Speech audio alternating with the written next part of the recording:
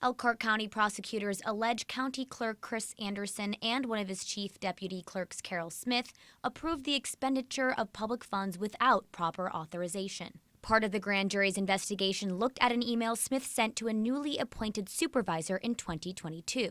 It reads, quote, "You get paid for 80 hours even though you only work 72.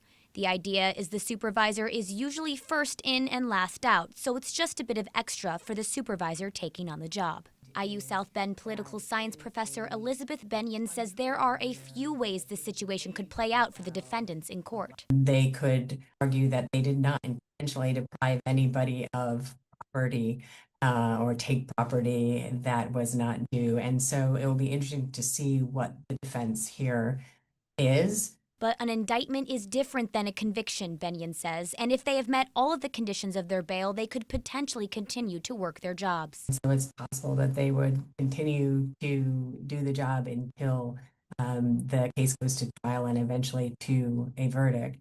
Anderson was booked into the Elkhart County Jail this afternoon with a bond of $3,000.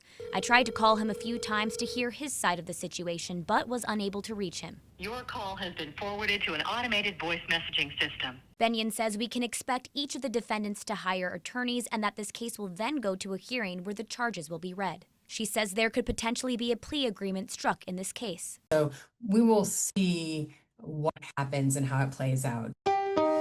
Thanks for watching. Here's another story you may like, and subscribe to the WSBT 22 YouTube channel.